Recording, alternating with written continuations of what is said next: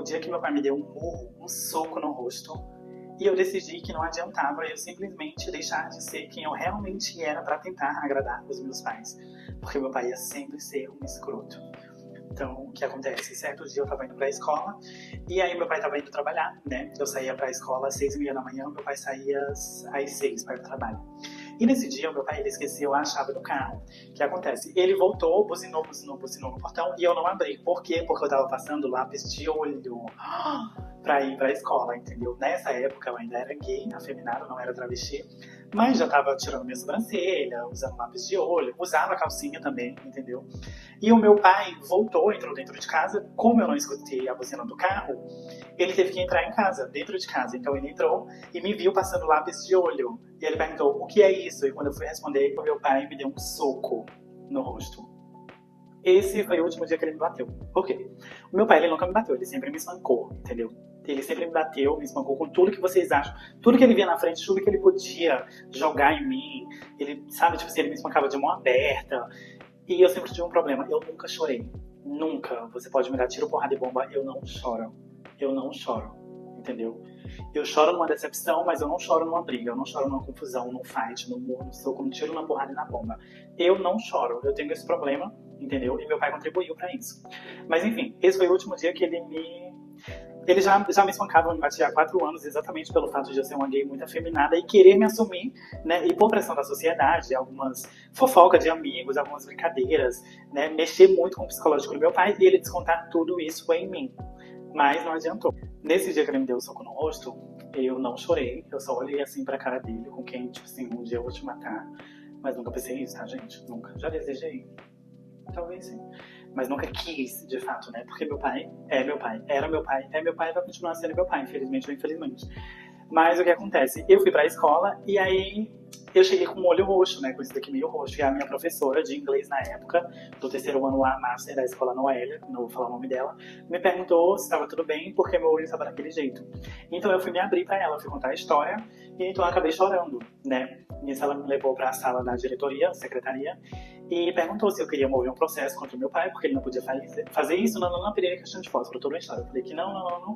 Chamaram minha mãe, chamaram meu pai, conversaram e tal, não sei o quê. Esse foi o último dia que meu pai me agrediu, sendo que ele já me agredia, tipo, já fazia 4, 5 anos por nada. Isso tudo contribuiu para que eu me assumisse, porque desde aquele dia que meu pai me agrediu, né, foi a última vez que ele me deu um soco no rosto, minha professora quis mover um processo contra ele, a direção da escola, eu me senti mais livre, mais segura, entendeu? E então eu decidi que em algum momento eu ia ter que me assumir, né? Não precisava, porque meu pai sempre soube, minha mãe, minha família, todo mundo já sabia, as pessoas sempre sabem. Não precisou te falar, oi gente, hoje eu sou gay. Não precisa, tudo é aos poucos, tudo é uma construção. A sociedade vai te entendendo, os teus amigos, a tua família, então tu não precisa abrir a boca e falar, eu sou, eu faço e aconteço, eu gosto disso. Não, porque olha o tanto de homem casado que tá aí traindo as esposas com outros homens, com gays, com travestis, eles falam, não, precisa falar. Não, entendeu? Mas enfim, eu acho que era legal falar, entendeu? Detesto gente desonesta, mas se eles não querem, tá tudo certo. O dia que meu pai simplesmente perguntou se eu era isso, e eu falei, sim, eu sou isso mesmo. Ele não perguntou se eu era gay, gente. Ele simplesmente perguntou, tu é isso mesmo? Eu falei, sim. Aí ele falou, tu é isso mesmo? Eu falei, isso o quê? Ele falou, tu é isso que o pessoal tá dizendo? O que estão dizendo? Eu não sei, mas eu sou. Eu sabia o que ele tava querendo dizer, mas eu não queria dizer que eu era gay, entendeu, gente, na época. E foi assim que eu me assumi. Por quê? Porque em 2013 eu decidi sair numa escola de samba de fio dental, sutiã, só de lingerie. De fio dental, de sutiã, toda na pedraria, toda nas penas, entendeu? Decidi sair como passista, rainha de bateria. E sim, o destino moveu, o universo se moveu de uma forma que a rainha de bateria não pôde, né? Ela teve um problema lá com família, com o filho dela, e eu fui a rainha. Eu sempre tinha um amigo ou outro que acobertava as minhas coisas, né? Que, tipo assim, tudo que eu fazia de muito feminino, coisas de gays, de travesti, fazia muito no sigilo. Então eu sempre tinha um amigo pra me acobertar, pra esconder isso dos meus pais, entendeu? E o carnaval foi uma época que os meus amigos também faziam isso. Eu sempre quis sair de escola de samba, rainha de bateria de escola de samba, e eu consegui. Por quê? Porque quando eu fui me inscrever, disseram que não dava pra ser rainha de bateria, porque eu já tinha rainha de bateria e tal, não sei o que, não, e eu falei que eu sabia sambar, eu mostrei que eu sabia sambar, e falaram que o que poderia fazer era que eu poderia sair na frente de um carro, do abre-alas, né, daqueles carros alegóricos que vai separando as alas, mas eu queria sair como rainha de bateria e nem que eu pagasse pra isso, eu ia fazer acontecer. Gente, a rainha de bateria teve um problema com o filho dela, alguma coisa assim. O bebê dela era recém-nascido, né? Muito bonita, o corpo muito perfeito, mas não deu pra ela e eu fui rainha. Chegou o dia da minha escola de samba se apresentar, né? Eu como rainha de bateria, só de sutiã, lingerie. Na época eu não era travesti ainda, era uma gay feminina, só isso, entendeu? Nem hormônio eu tomava na época, porque eu não pensava em me assumir trans. Mas enfim, eu lá toda de gay, de drag queen, de travesti, sabe? Na lingerie, no fio dental, gente, foi um fio dental, sabe? Imagina aí, um salto alto, uma gladiadora que vinha até o joelho. Ai, que perfeito, gente. Foi maravilhoso. Saí como rainha de bateria. Quando terminou, eu tava cheia de glitter. E aí eu fui na casa da minha avó. Por quê? Porque eu precisava tirar esse glitter. Minha avó também me acobertava. Minha avó não, minha bisavó. Que hoje, né, Deus o tenha em algum bom lugar. Porque ela era fantástica e maravilhosa. Mas a minha bisavó me acobertava. Porque ela sabia que meu pai era muito escroto, né? Meu pai era um cão, ele detestava essas coisas. Então eu fui pra casa da minha avó, tomei um banho e tal. E tirei todo o glitter, a purpurina do meu corpo, que é muito difícil. Entendeu? Inclusive até dormi na minha avó. E no outro dia eu fui pra minha casa. Quando eu cheguei no outro dia, minha mãe só perguntou assim: tava fazendo o quê? Eu falei: tava na minha avó. Aí ela: e tu foi pra onde? Aí eu: como assim? Eu dormi na minha avó. Aí ela: mas tu foi pra onde ontem? Tu foi pra escola de samba? Aí eu falei: fui olhar a escola de samba. Tu foi só olhar a escola de samba? Tem certeza? Tu não desfilou? Porque chegou aqui no ouvido do teu pai que tu estava todo vestido de mulher lá. Tu não desfilou, tu não saiu de mulher na escola de samba. Eu falei: eu não. Aí ela: pois olha, teu pai, ele tá com ódio, entendeu? Ele tá com cão nos couro. Quando ele chegar no trabalho, eu lembro até hoje, isso foi no sábado. Meu pai foi trabalhar e saía mais cedo do trabalho, que geralmente tinha que sair às 3, 4 da tarde. Nesse dia ele saiu meio-dia. Gente do céu, quando meu pai chegou, a minha mãe já tinha avisado: quando ele chegar, ele vai te pegar e ele vai conversar contigo, tá, bichinho? Te prepara. Ai, gente, quando meu pai chegou, eu tava linda, só no meu computador, jogando um jogo de estratégia. Eu esqueci até o nome do jogo. Meu pai chegou e perguntou. Pá, só fez assim: tu é isso mesmo? Meu mundo caiu. E eu perguntei: isso o que? Aí ele: isso que estão dizendo? Aí eu: mas eu nem sei o que é que estão dizendo. Ele: tu não vem com esculhambação aqui não, entendeu? Tu pode ser o que tu quiser, mas tu vai ser fora daqui, que eu não criei gente pra estar sendo Tá entendendo?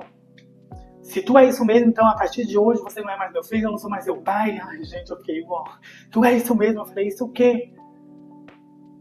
Sou isso mesmo. Pronto, acabou. Sou isso mesmo. Gente, eu me levantei. Ai, meu Deus do céu. Não chorei, né? Porque eu tenho dificuldade de chorar. Aí eu fui lá na minha avó não tava em casa. Eu tinha visitar o tio meu que na época meu tio foi preso, né? Minha avó foi visitar o meu tio. Aí fui na minha tia não tava em casa. Eu tinha viajado pra Serra, a tia Ismael. Aí fui na tia Jeane, a tia Jeane tava trabalhando numa patroa dela.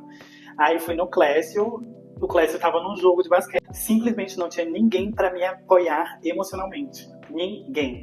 Até que eu resolvi voltar pra casa. Na esquina de casa, numa encruzilhada, minha amiga Patrícia Aragão, passou. E ela falou: o que é que tu tem? O que foi que aconteceu? Eu já tava chorando, né? Já tava voltando pra casa chorando. Aí eu abracei ela, ela me abraçou, aí falou que ia me apoiar, que se eu precisasse ela ia estar ali, aí me chamou pra casa dela. Aí ela contou assim pros pais dela, né, que meu pai tinha descobrido, não. Aí os pais dela falaram que não era fácil pra um pai descobrir isso, né? Tipo, aceitar, me deram um conselho pra me ter paciência com os meus pais, isso, aquilo, outro, não. E aí eu sei que foi um domingo, na verdade foi um domingo, gente, eu me assumi no domingo. Foi um domingo, assim, tenebroso. Aí minha amiga Patrícia me chamou pra gente ir pra missa. Eu lembro até hoje, eu fui pra missa com uma blusa verde, com uma estampa preta, cheia de brilhinhos, que meu pai detestava. Mas como eu já tinha me assumido, eu fui. Aí eu fui pra missa, tudo bem, tudo certo, tudo ok, muito feliz, vi meus amigos, contei pra alguns amigos que tinha me assumido, meu pai tinha descobrido e tal, Quando eu voltei pra casa, tranquilo, meu pai não falou comigo, nem minha mãe. Durante uma semana todo mundo ficou muito estranho. Aí na segunda semana minha mãe já começou a falar comigo normalmente, entendeu? Porque mãe é mãe, né, vocês sabem. Mas meu pai, ele demorou um pouquinho a aceitar, sabe, gente? Demorou muito. Só que aí, como que o meu pai descobriu que eu tinha ido pro carnaval todo de lingerie de fio dental vestido de mulher? Porque o mototáxi, o mototaxista, o moto-Uber que eu peguei na época, esse mototáxi deu em cima de mim, ele pegou nas minhas pernas, nas minhas coxas, e meio que me convidou pra... E nessa época, eu acho que eu tinha 16 ou 17 anos, eu não lembro. Acredita, gente, eu sofri um assédio, né, um abuso, não sei se pode falar aqui, mas foi isso que eu sofri. E ainda saí como errada, sim, sofri um assédio, né, porque ele me alisou, ele me fez o convite, entendeu? Não era maior de idade. Apesar de estar ali de calcinha, de lingerie, ok, mas o seu corpo é o seu corpo, não admita, entendeu? Conversem com os amigos de vocês, com a família de vocês, vai atrás. É um direito seu, o seu corpo é o seu corpo, ninguém tem direito de passar a mão. E foi isso que aconteceu comigo. Porque como que eu ia falar pro meu pai? O seu amigo passou a mão em mim. Por que ele passou? Tá entendendo, gente?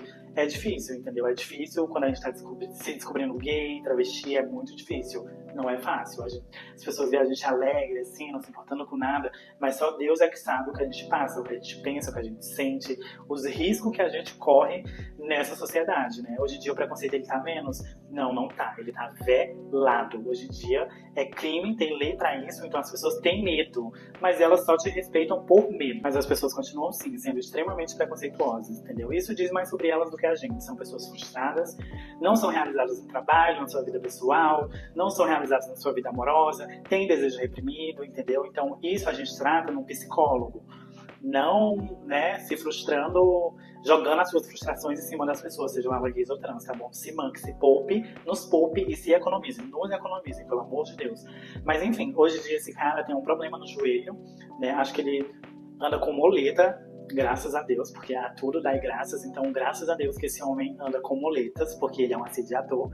E ele merece um pouco mais do que isso. Mas se isso invalida ele, né, de certa forma, de andar de moto e assediar outras pessoas, que assim continue, entendeu? E que se um dia ele volte a andar de moto, que numa encruzilhada da vida alguma coisa aconteça. Amém. Foi assim que eu me assumi, gente.